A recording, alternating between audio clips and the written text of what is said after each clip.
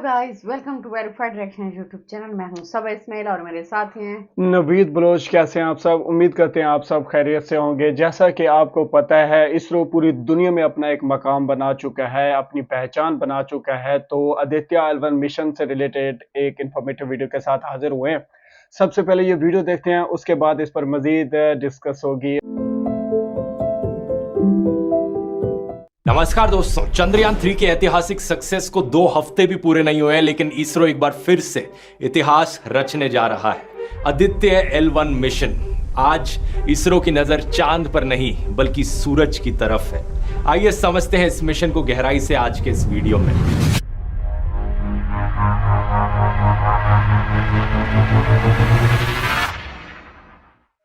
Aditya L1 India का पहला mission है जो स्पेसिफिकली सूरज को स्टडी करेगा। लेकिन जैसे चंद्रयान चांद पर लैंड किया था, वैसे आदित्य सूरज पर लैंड नहीं करेगा बल्कि दूर से ही सूरज को जांचेगा।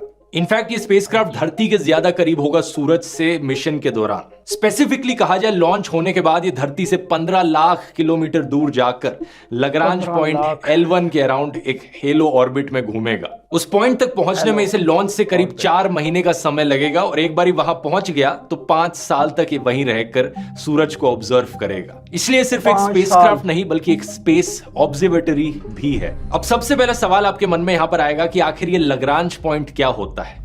लग्रांज पॉइंट्स दोस्तों वो अनोखे पॉइंट्स हैं स्पेस में जहां पर 2 सेलेस्टियल बॉडीज का ग्रेविटेशनल फोर्स बैलेंस आउट करता है। सूरज और धरती को अगर हम यहां कंसीडर करें तो 5 लग्रांज पॉइंट्स बनते हैं। स्क्रीन पर आप देख सकते हैं कि ये 5 लग्रांज पॉइंट्स कहां पर लाए करते हैं। ये वो पॉइंट्स हैं जहां पर अगर हम कोई स्पेसक्राफ्ट भेजेंगे तो स्पेसक्राफ्ट का ऑर्बिटल मोशन, सेंट्रीफ्यूगल फोर्स धरती और सूरज के ग्रेविटेशनल फोर्सेस से कैंसिल आउट कर जाएगा। इसका फायदा क्या हुआ? हमें स्टेबिलिटी मिलती है। जो भी स्पेसक्राफ्ट हम लग्रांज पॉइंट पर भेजेंगे, हमें ऑलमोस्ट कोई एफर्ट नहीं करना पड़ेगा उस स्पेसक्राफ्ट को उस पॉइंट पर बनाए रखने के लिए। स्पेसक्राफ्ट का फ्यूल बचेगा और वो स्पेसक्राफ्ट धरती की सन के अराउंड रेवोल्यूशन के साथ साथ गोल गोल घूमता रहेगा। इससे ज्यादा लंबे मिशंस भी किए जा सकते हैं। दूसरा फायदा है कंटिन्यूस ऑब्जर्वेशन।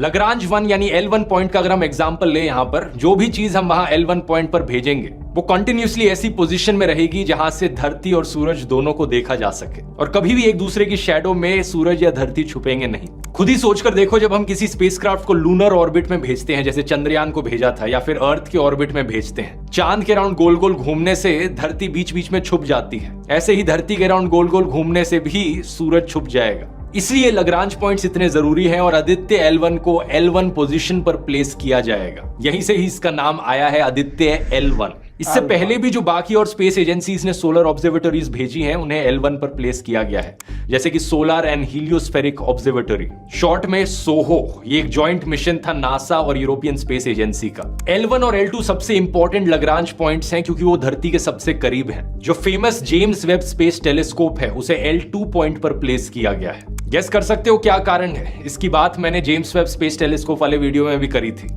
L2 पॉइंट पर धरती सूरज को छुपाकर रखेगी अपने पीछे, और क्योंकि इस टेलीस्कोप को लाइट ईयर्स दूर देखना है यूनिवर्स की गहराइयों में, सूरज की रोशनी को छुपाना जरूरी है ताकि कोई इंटरफेरेंस ना आ सके। इसलिए L2 पॉइंट यहां चुना गया। लेकिन आदित्य L1 पर वापस आए तो सूरज के बारे में क्या स्टडी करेगा ये समझने के लिए पहले हमें सूरज के बारे में थोड़ा जानना पड़ेगा। हमारे सोलर सिस्टम का सन, इसका डायमीटर करीब 109 गुना ज्यादा बड़ा है धरती के डायमीटर से। वजन में ये 3,33,000 गुना ज्यादा भारी है धरती के कंपैरिजन में। और अगर आपको विजुअलाइज करना है सूरज के साइज को धरती के साइज के कंपैरिजन में, तो इस एनिमेशन को आप देख सकते हो।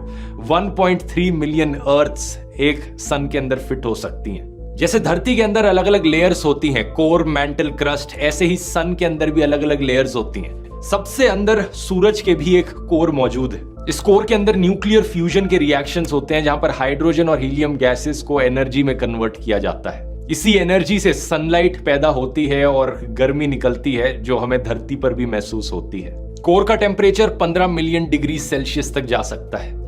इसके बाद आता है सन का सरफेस, जिसे हमने नाम दिया है फोटोस्फीयर। इवन दो हम इसे सरफेस कहते हैं, लेकिन असलियत में सन का कोई वैसा सरफेस नहीं होता जैसे धरती का सरफेस होता है, क्योंकि वहां सिर्फ गर्म गैसेस और प्लाज्मा मौजूद है। तो इसे सूरज की एटमॉस्फेयर की लोएस्ट लेयर भी कहा जाता है।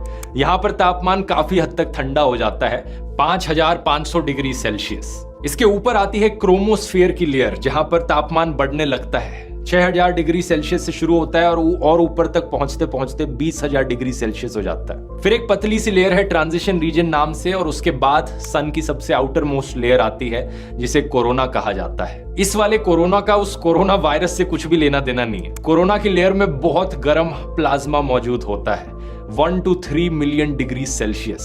एक सवाल यहां आपके मन में आएगा कि आखिर क्या कारण कि सन का कोर इतना गर्म है लेकिन सरफेस ठंडा हो जाता है और फिर कोरोना वाली लेयर फिर से इतनी गर्म हो जाती है? क्या कारण कि सन का कोर इतना गर्म है लेकिन सरफेस ठंडा हो जाता है और फिर कोरोना वाली लेयर फिर से इतनी गर्म हो जाती है? ये सवाल अभी भी एक मिस्ट्री है साइंटिस्ट के लिए। हो सकता है आदित्य L1 का स्पेस मिशन यहां कुछ राज खोलेगा। साइंटिस्ट ने अपनी अलग अलग थ्योरीज बनाई है इसके पीछे रीजनिंग को लेकर, लेकिन फॉर श्योर कोई भी अभी नहीं जानता कि एग्जैक्ट रीजन क्या है। जब हम सूरज को धरती से देखते हैं तो यूजुअली हमें फोटोस्फीयर की लेयर दिखती है, लेकिन जब सोलर एक्लिप्स होता है तो एक रेडिश ग्लो हमें दिखता है सोलर एक्लिप्स के अराउंड, तो वो क्रोमोस्फेयर की लेयर होती है। और टोटल सोलर एक्लिप्स में वो लेयर भी छुप जाती है और सिर्फ कोरोना की लेयर दिखती है। बहुत ही फेंट सा एक हेलो टाइप का बन जाता है सन के अराउंड। आदित्य L1 का मिशन है सन की ऊपर की 3 लेयर्स को स्टडी करना, फोटोस्फीयर, क्रोमोस्फीयर और कोरोना। लेकिन सूरज से लाखों किलोमीटर दूर आखिर ये किया कैसे जाएगा? इस पर मौजूद इंस्ट्रूमेंट्स की बात करने से पहले हमें समझना पड़ेगा कि सूरज से क्या क्या चीजें बाहर निकलती हैं। सबसे पहले हीट और लाइट तो हम सब जानते हैं कि सूरज से निकलती है, ये तो बड़ा ऑब्वियस है। इसके अलावा सूरज से हर प्रकार की इलेक्ट्रोमैग्नेटिक रेडिएशन निकलती है। इसमें ना सिर्फ हमारी विजिबल लाइट जो हमें आंखों से दिखती है, बल्कि अल्ट्रावायलेट रेडिएशन,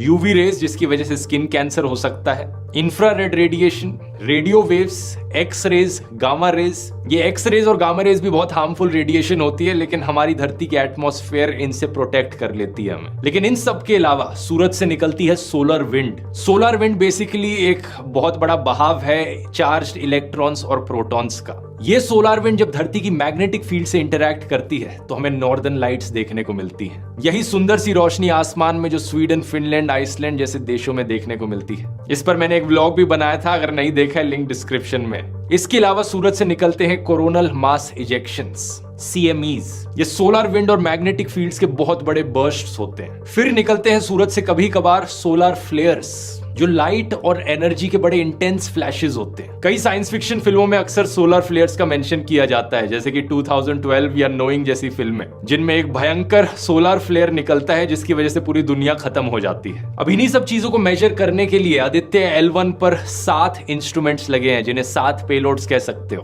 पहला, visible emission line coronagraph, short में वेल्क। ये कोरोना लेयर को स्टडी करेगा और कोरोनल मास इजेक्शंस को ऑब्जर्व करेगा। दूसरा, solar ultraviolet imaging telescope, short में सूट। ये सूरज की फोटोस्फीयर और क्रोमोस्फीयर की इमेजिंग लेगा अल्ट्रावायलेट स्पेक्ट्रम में। तीसरा, solar low energy X-ray spectrometer, short में सोलेक्स। और चौथा, high energy L1 orbiting X-ray spectrometer, short में हीलियोस। ये दोनों सूरज से निकली एक्सरेज को स्टडी करेंगे, स्पेशली सोलर फ्लेयर्स में जो एक्सरेज निकलती हैं। पांचवा, Aditya solar wind particle experiment, short में एस्पेक्स। और छठा, plasma analyser package for Aditya, short में पापा। ये दोनों सोलर विंड को स्टडी करेंगे। आखिरी पेलोड है मैग्नेटोमीटर, MAG, जिसका काम है मैग्नेटिक फील्ड्स को मेजर करना, वो मैग्नेटिक फील्ड्स जो इस L1 पॉइंट पर आ रही हैं। तो इन 7 में से 4 पेलोड्स डायरेक्टली सूरज को स्टडी करेंगे और बाकी 3 पेलोड्स उस L1 पॉइंट के आसपास मेजरमेंट्स लेंगे। ये चीज अब आप समझ ही गए होंगे कि धरती से बाहर निकलना जरूरी है इन मेजरमेंट्स को लेने के लिए, क्योंकि धरती की एटमॉस्फेयर बहुत सारी रेडिएशन, एक्सरेज और अलग अलग चीजों को धरती के अंदर आने से रोकती है, जो कि इंसानों के लिए अच्छा है लेकिन एक्चुअली में स्टडी करने के लिए अच्छा नहीं है। बाकी और सन की मिशंस की बात करी जाए तो साल 2018 में नासा ने पार्कर सोलर प्रोब लॉन्च किया था in collaboration with European space agency. इसका मकसद था सन की जो कोरोना की लेयर है उसके साथ डायरेक्ट कॉन्टैक्ट बनाना। इसके अलावा एक सोलर ऑर्बिटर भी था जो नासा और ESA के द्वारा लॉन्च किया गया था 2020 में। सबका मकसद एक कि हम सूरज को बेहतर समझ पाए और स्पेशली सूरज से बाहर निकलने वाली जो हानिकारक रेज हैं इन्हें हम बेहतर समझ पाए। आदित्य L1 मिशन जो है ना, सूरज को वो स्टडी करेगा, उसका हमारी जिंदगी पे क्या असर है? देखें, असर बहुत होने वाला है, क्योंकि एक तरफ तो इसरो आपको पता है कि आए दिन नई कामयाबियों के रास्ते दिखा रहा है, पूरी दुनिया के लिए, इंसानियत के लिए नई नई खोज करने के लिए एक बेहतरीन कदम उठा रहा है। ठीक है, चंद्रयान 3 देख लें, एक कामयाब मिशन था। अब आदित्य L1 की लॉन्चिंग हो चुकी है बहुत ही कामयाबी के साथ। इस पर सबसे पहले तो आप सबको मुबारक हो, क्योंकि इसरो जो है तारीखी इकदामात कर रहा है, तारीख बना रहा है और तारीख रकम कर रहा है। यकीन माने काश पाकिस्तान के पास भी इसरो जैसा स्पेस प्रोग्राम होता, या यूं समझ ले जो हमारा स्पार्को है, काश ये भी एक बेहतरीन एफिशिएंट होकर काम कर रहा था। तो आदित्य L1 जो सूरज मिशन है, ठीक है, सन मिशन इंडिया का, बेसिकली तो उन्होंने जो अ, इसमें कोई शक नहीं, खला में जाके उन्होंने जो L1 पॉइंट चूज किया, लॉन्ग रेंज जो 5 पॉइंट हैं, 5 पॉइंट में से L1 इसीलिए चूज किया गया जो मैंने देखा कि एफिशिएंट होने के लिए बहुत ज़रूरी था। ठीक है, एक तो 5 साल ये मिशन वहाँ पे आदित्य L1 जो है स्पेस में रहेगा 5 सालों के लिए और सूरज को स्टडी करेगा। सूरज से निकलने वाले जितने भी शुआएं हैं, ठीक है, गामा रेज की कहा गया, एक्स रेज का कहा गया, क्योंकि सोलर विंड का कहा गया है। तो कहीं ना कहीं इस बात को समझना बहुत ज़रूरी है कि सूरज से इंसानी ज़िंदगी को क्या मतलब खदशात हो सकते हैं, या इससे क्या मज़ीद बेनिफिट्स हासिल किए जा सकते हैं। ठीक है, लाइट आपको पता है सूरज की रोशनी पे ही सब कुछ चल रहा है, ज़िंदगी का एक पूरा पहलू है सूरज की रोशनी के साथ, ठीक है ना। तो ये ज़रूरी है कि सूरज को स्टडी करना कि इससे मज़ीद कैसे फ़ायदा उठाया जा सकता है। ठीक है, मेन जो मुझे पर्पज़ समझ रहा था वो यही है कि इसरो चाहता है कि वो खुद जाकर देखें। जिस तरह चाँद पर अब इसरो अपनी एक पहचान बना चुके हैं, उसी तरह सूरज पर भी इसरो अपनी ग्रिप रखना चाहता है, स्टडी करना चाहता है। और सबसे मज़े की जो बात है इस वीडियो में, मेरे ख़्याल में जो स्किप की गई और नहीं बताई गई है, हालांकि दौड़ रेठी जो हैं एक अच्छे यूट्यूबर हैं इंडिया के और बेहतरीन वीडियो बनाते हैं, इन्फॉर्मेटिव वीडियोस बनाते हैं और लोगों को एजुकेट करते हैं। बहुत ही अच्छे यूट्यूबर हैं, इसमें कोई शक नहीं। लेकिन थोड़ी सी मेरे ख्याल में वो यहाँ पे मिस्टेक ये भी कर गए हैं कि इस पूरे प्रोजेक्ट के जो डायरेक्टर हैं वो एक औरत हैं, ठीक है, महिलाएं कहते हैं मेरे ख्याल में हिंदी में। तो उनका नाम पता है आपको क्या है? निगार शाहजी, ठीक है। उन्होंने ये सारा बनाया और उसे एक कामयाब लॉन्चिंग की, पूरी दुनिया को दिखाया कि आदित्य L1 मिशन कामयाबी के साथ लॉन्च हो चुका भारत का।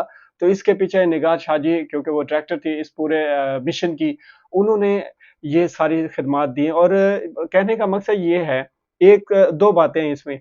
एक तो इंडिया के अंदर तमाम जितनी भी कम्युनिटीज़ के लोग रहते हैं, चाहे वो मुस्लिम्स हों, हिंदू हों, ईसाई हों, कुछ भी मतलब कोई भी उनका रिलीजन हो, तमाम कम्युनिटीज़ को बराबर के हकूक़ हासिल हैं, ठीक है। देखिए ना, इतने बड़े ओहदे पे पहुँचना कोई छोटी बात तो नहीं है।